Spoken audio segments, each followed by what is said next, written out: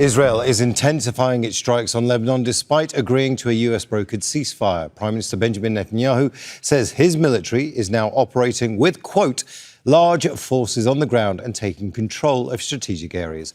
It's issued evacuation orders for 8 more towns in southern Lebanon in the past hour.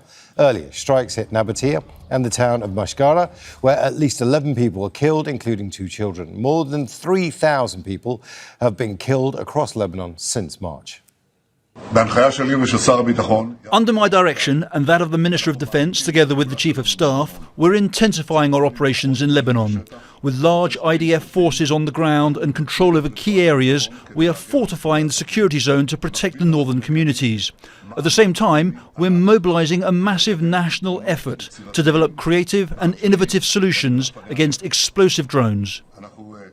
Now, Israel says it's expanded its ground operation beyond the so-called Yellow Line. That's a no-go zone, about 10 kilometres north of the border. The Yellow Line also extends into Mediterranean waters that are rich in energy resources. Displacement is also growing. Since Israel ramped up its threats, many people are fleeing places known as Hezbollah strongholds, including the southern suburbs of Beirut, where they're now living in makeshift camps. Now, for more on this, I'm joined by Rizk. He's a security affairs analyst and contributor to Responsible Statecraft. He joins me live in Beirut. 20% of Lebanon's population is displaced right now. Israel says it has 14% of Lebanese territory and is expanding. So the question is this, very simply, is Hezbollah losing this war? No, I don't think you could say Hezbollah is losing this war. In fact, I think one of the reasons why Netanyahu is doing what he's doing is because he's been rather surprised by Hezbollah's performance. I think that many people thought that this time Hezbollah was going to be an easy prey, given what happened in 2024 during the 66-day war, where the Israelis scored some major successes against Hezbollah.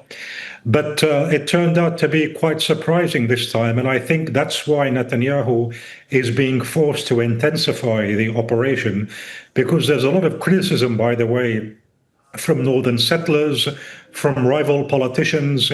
So I think that Netanyahu finds that he has no choice but to do this. Remember that Netanyahu prides himself, I think, of being the prime minister who was able to score these major successes against Hezbollah, which is Israel's traditional nemesis. It was the first Arab force that was able to fight Israel to a standstill in 2006. So after what Netanyahu achieved in 2024, those achievements are now in jeopardy. And I think that's one of the major driving factors pushing him to escalate.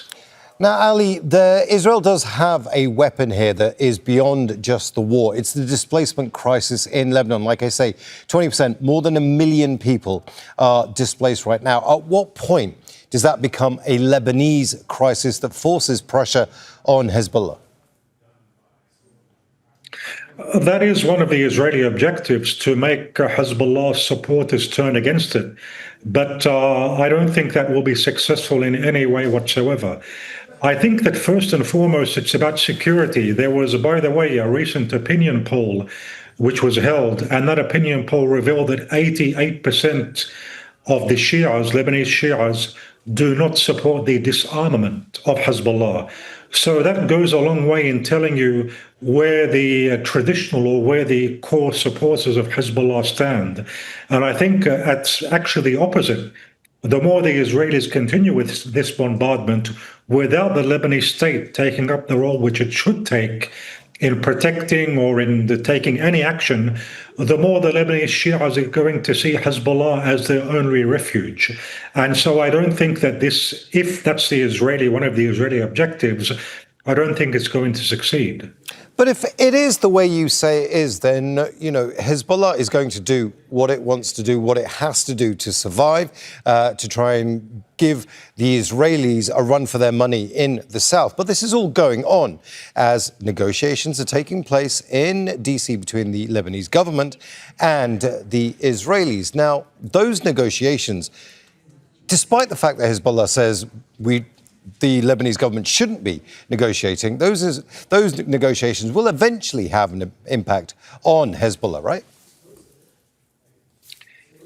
They may, but I think that the more important negotiations which we have to keep an eye on are those between Iran and the United States. Now, Iran has been adamant that any deal must include Lebanon. And I think in this particular issue, the United States might give in to that. It might say, yes, okay, let it include Lebanon. I think that's a small price to pay for the US in exchange for the reopening of the Strait of Hormuz, in exchange for reaching a broader agreement with Iran. Remember that Hezbollah is not a threat to American interests. Hezbollah is a threat to Israeli expansion, so to speak.